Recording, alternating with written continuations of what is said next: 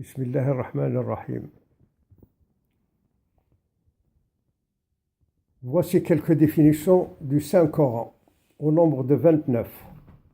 Ce chiffre, s'inscrivant à merveille dans le cycle lunaire,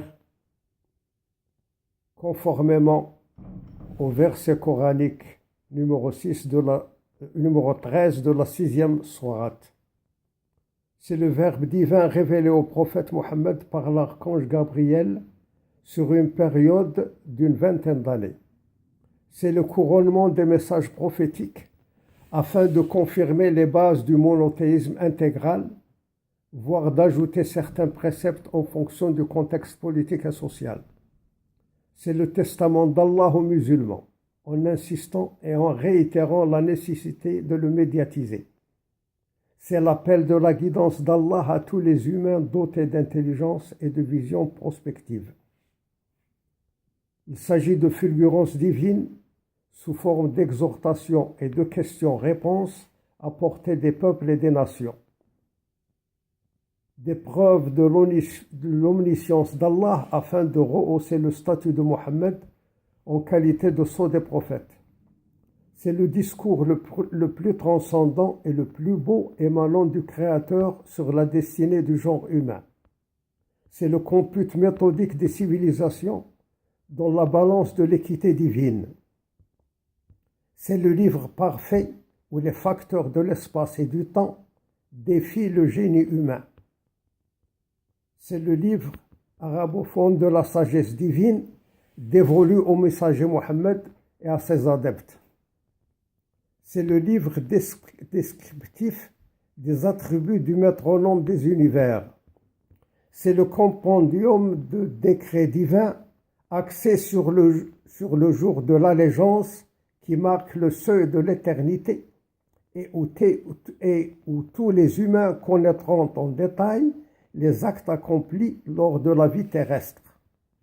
C'est le livre où la Sainte Kaaba ne cesse de convier tous les humains à son espace de concorde et de piété, de libre-échange et de volupté spirituelle.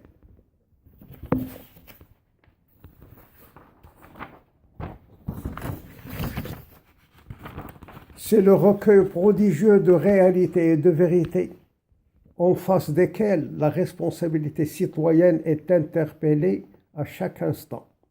C'est le rappel impératif et impérieux au fondement du monothéisme intégral.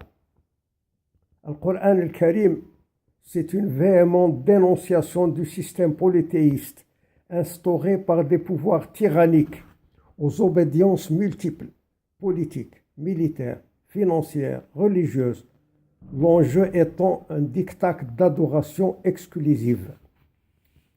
Al-Qur'an al-Karim, hymne à la vertu de la confiance en Dieu universel, miséricordieux, où les élans de la foi sont fondés sur la réflexion et l'observation, l'expérience et la mise en équation des faits de société.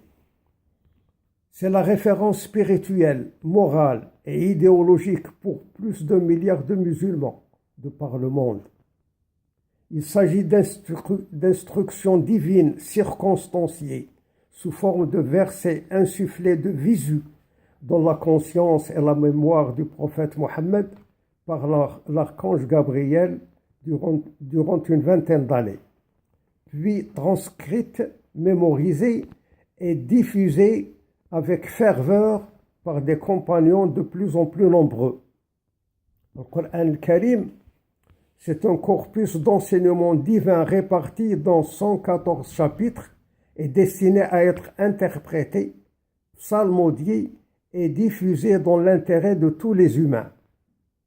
C'est le livre inimitable par le style de son logos, l'originalité de ses paraboles et la clarté de ses démonstrations.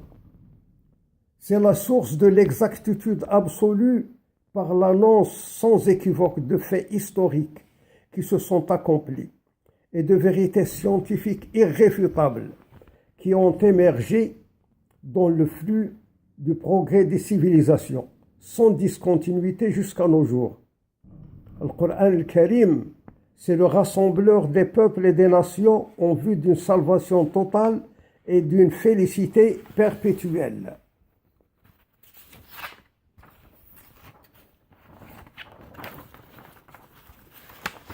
Al-Qur'an al-Karim, c'est le message immense qui proclame la mobilisation du mémorable, dhikr, et vise le temps des humains, souvent par rapport au temps absolu où se manifeste l'omnipotence d'Allah.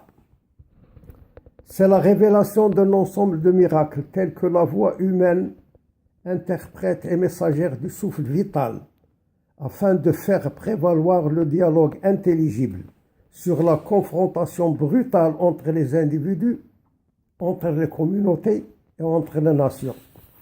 Le Coran al-Karim, c'est une pluralité d'appels divins aux humains, sous forme de suggestions intellectuelles et d'ébranlements affectifs, en vue du rassemblement dans l'au-delà, où s'exercera la puissance justicière du Créateur des univers. C'est le livre céleste qui dévoile en particulier et de manière exhaustive les conditions d'existence des hôtes des paradis et des enfers. Le Coran al-Karim, c'est le régisseur des suprêmes témoignages, dès lors qu'il prescrit que le prophète Abraham, occupe une position de référence incontournable dans la lignée des messagers. C'est la religion de votre père spirituel, Ibrahim.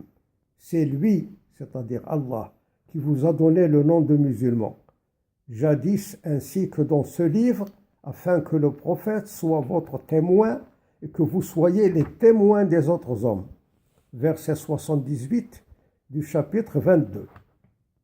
Le Coran al-Karim, ensemble de prophéties d'essence divine, dont l'authenticité s'est avérée tout à fait évidente et rigoureuse, siècle après siècle, et transcendant constamment les notions d'espace et de temps, elle communique à notre réflexion les échos de la vie dans l'au-delà, où on entend quasiment le langage des polythéistes qui s'interpelleront parmi les rangs des gouvernants et des gouvernés, les ex-détenteurs des pouvoirs politiques et religieux, économiques et militaires, d'une part, et leurs plus proches partisans, d'autre part, dans un brouhaha de reproches et de récriminations, d'invectives et d'insultes, de cris de désarroi et de désolidarisation. Donc, ça a été résumé des sens du Saint-Coran. Walhamdulillahi Rabbil Alamin.